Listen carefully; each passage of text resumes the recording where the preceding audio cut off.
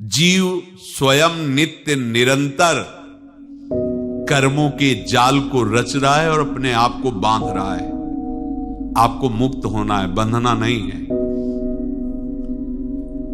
जीव का जन्म कर्मों के अनुबंध से होता है, कर्मों के बंधन से होता है और उसको अपना ऋण चुकाना होता है। कर्मानुबंध ये बहुत सूक्ष्म विषय है। जैसे आप जिस परिवार में जन्म लिए हैं तो उस परिवार के लोगों से आपका ऋण है, इसलिए उसी परिवार में आप आए। और ऋणानुबंध उसको बिना चुकाए या बिना वसूल किए आप वहां से जाएंगे नहीं। आपको लेना है तो वसूल करना है और देना है तो चुकाना है। ये पूर्व के जन्मों से निश्चित किया गया है। जैसे किसी के यहां पुत्र हुआ, जन्म से ही पैसा खर्चा शुरू हुआ, बड़ा हुआ तो उद्दंडता के द्वारा मार पूरे परिवार को क्लेश पर क्लेश देता चला जा रहा है। ये तुम्हारे कर्म का फल है। या ऐसे शक्तिहीन बुद्धिहीन ऐसे पागल पूरे जीवन सेवा करो, तुमसे अपना हिसाब चुकाने के लिए वो आया है। अब परिवार के जो सदस्य जुड़े आके, मतलब पत्नी आते ही पूरी हृदय में आनंद, परिवार में आनंद और जीवन भर वो आनंद ही सुख देने के लिए उसका जन्म हुआ। वो अपना ऋणानुबंध मुक्त, और आते ही भयंकर क्लेश खड़ा कर दिया, बीच में दीवार और झगड़ा वैसा, फिर अतरे दिन मारपीट शुरू, कलह अशांति, पूरा जीवन नरक हिसाब करने आए। यहां ऋण चुकाए बिना कोई जा नहीं सकता, ऋण चुकाना पड़ेगा। किसी का ऋण वसूल करना है तो किसी को ऋण चुकाना है, दोनों काम करने होते हैं। अनेक जन्मों में अनेक लोगों के साथ हमने जो बर्ताव किए हैं, अच्छे या बुरे, वो होंगे। अब किसी आदमी को हम जानते नहीं, अचानक मिला, अचानक टक्कर लगा और मार पीट गाली गुप्ता सब कर दिया, चुपचाप सह लो। क्यों? ये आपका हिसाब है, पूर्व का हिसाब। हमारा उससे कोई द्वेष नहीं, कोई संकल्प नहीं। अचानक घटना घटी और हमसे द्वेष करने लगा, हमें पीटने लगा, हमें गालियां दे, ये हिसाब है, चुपचाप सह जाओ। अपने घर का भाई ही भारी दुश्मन बन गया और क्लेश दे, हिसाब है। एक प्रभुदत्त ब्रह्मचारी जी की वाणी में पढ़ा था, एक महात्मा जी भ्रमण करते थे तो उस समय असरफियां चलती थी, मोहरे असरफियां, तो उनको भेंट में देते लोग। तो या तो ठाकुर सेवा में लगे तत्काल, या संत सेवा में तत्काल लगे, उसका संग्रह करके डोलना ये ठीक नहीं है बैरागी के लिए, सिद्धांत में ये ठीक नहीं है। तो जब 2, 4, 6, 8 ऐसे मोहरे हुई तो उन्होंने विचार किया कि और भ्रमण करके जब काफी मोहरे हो जाएंगी तो प्रयागराज में जब कुंभ पड़ता है, एक बार पूरे सब अखाड़े के संतों को, अलग अलग संप्रदाय सब संतों को बुलाएंगे और सबको खुआएंगे। अब साधु है तो यही विचार करेगा, और क्या विचार करेगा। तो उन्होंने ऐसे डंडा बनवाया, बेंत, जो ऊपर से चूड़ीदार और भीतर पोला, और मोहरे उसमें डालते गए और भ्रमण, जहां जहां श्रद्धालु भगत सबके यहां जाना और इच्छा रखना कि एक मोहर तो दे दे दक्षिणा में। कामना कोई भी हो वो बांधती ही है, ध्यान रखना। इसीलिए प्रभु जो चाहे वो करे, अपनी चाह नहीं रखनी चाहिए, अपनी चाह प्रभु की चाह में मिला देनी चाहिए। धीरे धीरे वो छड़ी भर गई, भ्रमण करने वाले महात्मा चूड़ी लगाई, इंतजार करते रहे। जब प्रयाग का कुंभ पड़ा तो चले।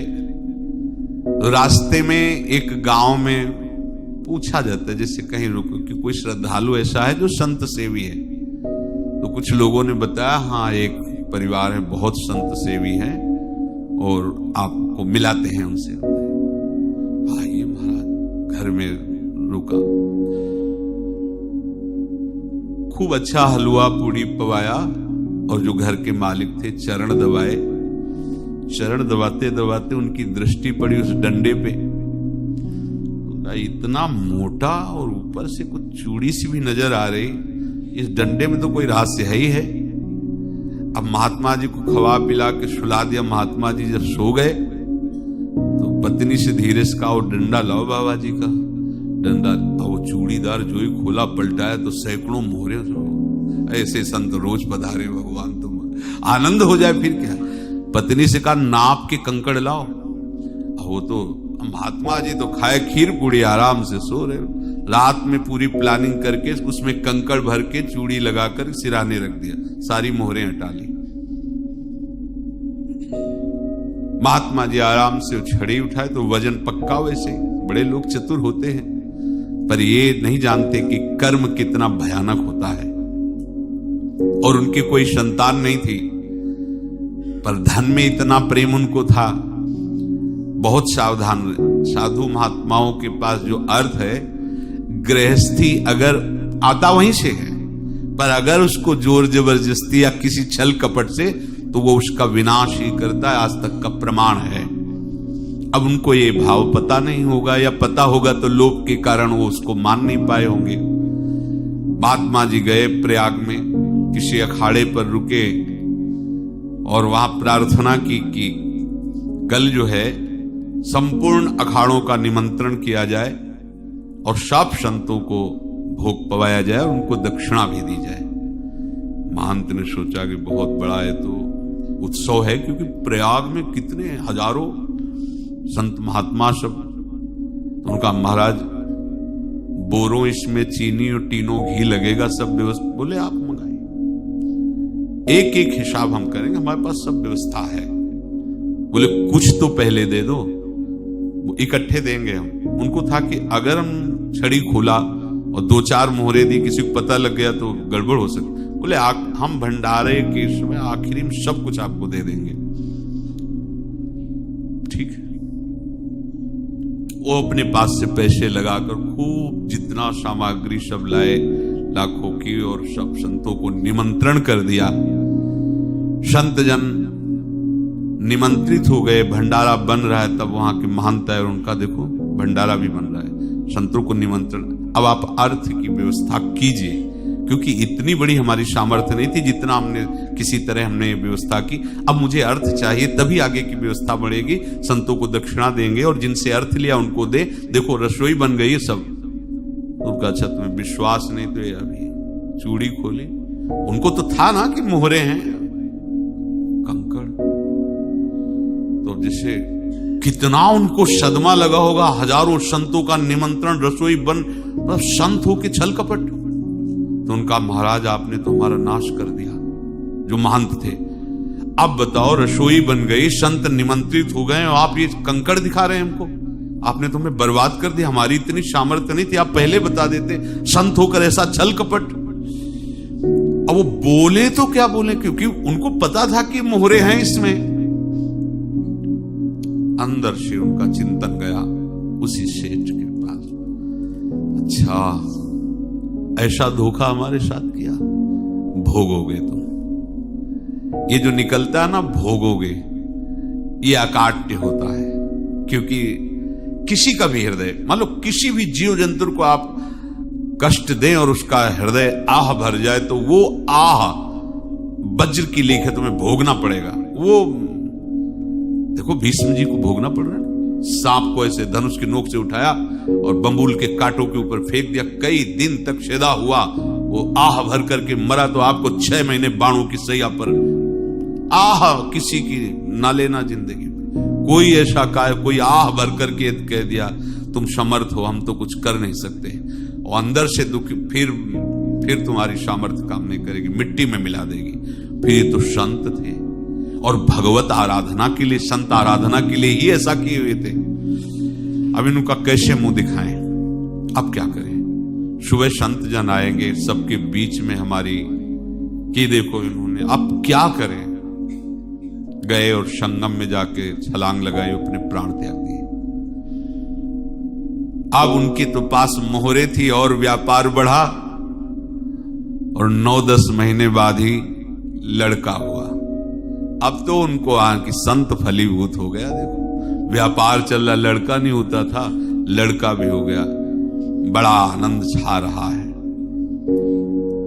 जब से वो प्रकट हुए और धन की वृद्धि शुरू हो गई, पढ़ाई लिखाई में उनके खर्चा हुआ सब, बस बीमारी शुरू हो गई उनके शरीर में, अब उसमें पैसा जाना शुरू हुआ।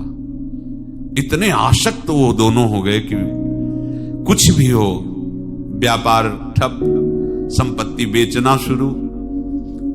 तो उन्होंने कहा कि बेटा मैं क्या कर सकता हूं तुम्हारे लिए? बोले हमारी अंतिम इच्छा है प्रयाग चलो, और जितने प्रयाग में संत महात्मा सबको एक बार भंडारा करवाओ, हमारी इच्छा अंतिम है, क्योंकि अंतिम यही इच्छा थी। बोले अब ज्यादा संपत्ति तो नहीं रह गई, तो बोले घर बेच दो, मेरे लिए ही तो है, बेच दो। मुझे लगता मैं बचूंगा नहीं, पर मेरी अंतिम इच्छा पूर्ण कर दो। घर बेच दिया, जेवर बेच दी। वहां गए, जब संत सेवा की तो बोले मुझे संगम तक ले चलो। संगम तक ले गए और बोले समझे तुम चुराए थे और हमने उसको छीना है, कुछ नहीं रह गया तेरे पास कुछ, अब केवल ममता और आसक्ति में जलकर मर और नरक प्राप्त कर।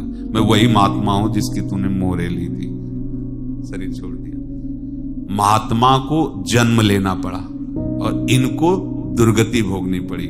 ऋणानुबंध होश में, ऐसा नहीं कि आप जो कर रहे हैं कोई देख नहीं रहा, कोई हिसाब किताब नहीं, जो कर रहे हैं अवश्य में भोक्तव्यम, बहुत सावधान। अनेक जन्मों में अनेक लोगों से जो कुछ लिया दिया है,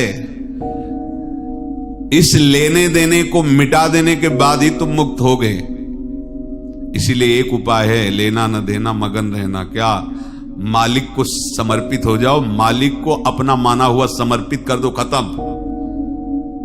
अहम त्वाम स्वरूपापिभ्यो मोक्षयिष्यामि, सब खत्म, आगे पीछे लेना देना सब खत्म। एकादश स्कंद में भगवान श्री कृष्ण चंद्र जी ने कहा जो मेरे चरणों का आश्रय लेकर भक्त मेरा भक्ति करता है, उसके पितृ ऋण, मातृ ऋण, देव ऋण, ऋषि ऋण, सब ऋणों से मैं मुक्त कर देता हूं। बस यही एक उपाय है जो इसके बंद करने का उपाय भक्तों के लिए है, वो यही है, भगवान की शरण में होकर अपना माना हुआ पूरा भगवान के अर्पित कर दो। अर्पित करने का तात्पर्य उसमें अहम हटा दो। तो दियम वस्तु गोविंदम तुभ्यमेव समर्पये। जिनसे तुमने सेवा करवाई है उनकी सेवा करनी पड़ेगी, जिनसे तुमने जो कुछ लिया है उनको देना पड़ेगा। ये लेने देने का व्यापार जब तक समाप्त नहीं होगा तब तक तुम्हारा जन्म मरण चलता रहेगा। अब आपको यहां समझना है, यदि आपसे किसी ने पैसे लिए और बेईमानी करके नहीं दे रहा है तो आप उसको गाली मत दीजिए, आपने बेईमानी की थी इसलिए आपकी बेईमानी हुई है, ले गया, कोई बात नहीं है, बंधन से मुक्त हुए, जो बोझा था चला गया। उसको ऐसा ना देखे कि ये बेईमान हमारे रुपए मार लिए, अब जो कुछ होगा देखेंगे। अगर आप आगे नया कुछ करते हैं तो फिर आगे का हिसाब आपको भोगना पड़ेगा, ध्यान रखना। ऐसा नहीं है कि आपको भोगना नहीं पड़ेगा। एक ही उपाय है कि अब जो शरीर धारण किए इसी में जो भोग ले, आगे ना होना चाहिए। तो क्या करे? सर्वतो भावेन भगवान की शरण ले ले। ये तो सर्वाणि कर्माणि मयि सन्न्यस्य मत्पराहा अनन्येनैव योगेन माम ध्यायन्तु उपासते तेषामहं समुद्धर्ता मृत्यु संसार से। ये बड़ा कठिन है पार होना, कोई छोटी मोटी बात है। एक महात्मा बाल्यावस्था से भजन करते थे, शालिग्राम भगवान पास रखते थे और उन्हीं की आराधना करके बस पाठ, नाम, जप और भ्रमण करते थे। यौवन अवस्था थी, गंगा जी के किनारे अपने ठाकुर को विराजमान करके स्नान करने के लिए कपड़ा ही उतार रहे थे कि 90 लोग आ गए, भाला तलवार सब ले, मारो मारो इसको मारो, घेर लिया। तो उन्होंने हाथ जोड़कर कहा हमने क्या अपराध किया, कोई सुन ही नहीं रहा। तो उन्होंने कहा मार तो डालोगे ही आप, 90 लोग, हमको अस्त्र शस्त्र तो लिए नहीं, एक बार हमें गंगा में डुबकी लगा देने दो और अपने ठाकुर को स्नान करा देने दो, फिर इसके बाद आप मार देना। भगवत इच्छा से वो लोग रुक गए, स्नान किया और अंदर से प्रार्थना की, प्रभु ये क्या लीला है आपकी सिवा मेरा कोई है नहीं और ये मुझे मारना चाहते हैं। तो भगवान ने जानते हो क्या कहा उनके अंतर में, तुम मेरे में ध्यानस्थ हो करके शरीर को छोड़ो, ये लोग मारेंगे। ये मेरे भजन का फल है कि तुम्हें 90 जन्म नहीं लेना पड़ेगा। एक ही जन्म में 90 मिलके, तुमने 90 हिंसा की थी पूर्व में, तो तुम्हें 90 बार जन्म लेना होता और एक एक करके ही मारते। ये मेरे भजन का प्रताप है कि एक बार में ही 90 का हिसाब हो जाएगा। तुम आंख मूंदो, मेरे ध्यान में मगन रहो, मेरे प्रताप से तुम्हें कोई चोट नहीं होगी और स्वाभाविक मूर्छावस्था में प्राण तुम्हारे छूट जाए। ऐसा ही हुआ, ऐसा हुआ। तो ये बात समझ लो कि ये जो कर्मानुबंध है, ऋणानुबंध है। अब देखो, अगर शाप महात्माओं ने दिया कि तुम्हारे वंश का इससे विनाश होगा, तो भगवान भी परम धाम जा रहे तो उसी कील से, बाण की नोक में जो मछली लील गई थी छोटा कण, उसी से की नोक बनाई और उसी नोक प्रहार किया। भगवान के श्री चरण में वही बाण की नोक लगी और भगवान स्वीकार किया ना। भगवान का बड़ा लीला विचित्र है। अगर छुप करके उधर रामावतार में बात, तो इधर स्वीकार किया है भगवान ने। ऐसा कहीं नहीं दिखा है कि मैं भगवान हूं तो मैं अपने लिए, ऐसा नहीं दिखा है। नारद जी का हित किया पर नारद जी ने श्राप दिया तो भगवान ने स्वीकार किया। बंदरों ने ही सहायता की, जैसा बोले थे वैसा। ये लीला इस शरीर में भोगनी पड़ेगी। हाँ, ज्यादा को कम में भुगता देंगे, पर अब अगला शरीर ना मिले इसके लिए सर्वतो भावेन भगवान के आश्रित हो जाए। जैसे आपने दुकान फैला रखी है तो उसमें दो काम होते हैं, लेना और देना। किसी को उधार दिया है तो हमें उससे लेना है, और कोई नगद देकर सामान ले रहा है तो उसे सामान देना है, या उधार लिया है तो हमें उधार देना है। अब अगर दुकान बंद करनी है तो तुम्हें देने वालों पर जोर देना है, लेने वालों पर जोर नहीं। लेने वाला तो जाओ हम क्षमा किया, समर्पित किया, हमारा कोई संबंध खत्म हो जाए, वो खुशी हो जाएगा। लेकिन देने वाला, तुम अगर दुकान भी उठा दोगे तो जहां भी रहोगे तुम्हारे पास वो आएगा, लाइए हमारा। तो देने पर नजर रखिए, जिसका जिसका हिसाब है वो आपके सामने आता जाए, हटाते जाओ। लेने पर नजर मत रखिए और दुकान फौरन उठा दीजिए, नहीं अगर लेते देते रहे तो चलता रहेगा। आगे चलकर कुछ लेना न देना, मगन रहना बस अपने प्रभु के चिंतन में। अब हम कैसे जाने कि किसको क्या देना है, हमें क्या पता। तो हम पूरा हिसाब जिनको पता है उनको दे देते हैं, समझ रहे हो, उनको पता है क्या लेना है क्या देना है, तो इनके पास पहुंच गए, सरकारी हिसाब से सब बराबर कर देंगे। हमको अपनी जिम्मेवारी इनकी चरणों में समर्पित कर देना है, तभी हम जीवन मुक्त होंगे। ये रहस्य की बात है। प्रभु कह रहे हैं, यस्य सर्वे समारंभाः काम संकल्प वर्जिताः ज्ञानाग्नि दग्ध कर्माणं तमाहु पंडितम बुधाः। जिसके संपूर्ण कर्मों के आरंभ संकल्प और कामना से रहित हैं, तथा जिसके संपूर्ण कर्म ज्ञान रूपी अग्नि से जल गए हैं, उसको ज्ञानी जन भी पंडित कहते हैं, बुद्धिमान कहते हैं। पूज्य श्री भाई जी महाराज कह रहे हैं, जैसे वहां ज्ञानाग्नि से दग्न कह रहे हैं, तो अपने वृंदावन वासियों का प्रेमाग्नि से सब कर्म संस्कार दग्न होते हैं।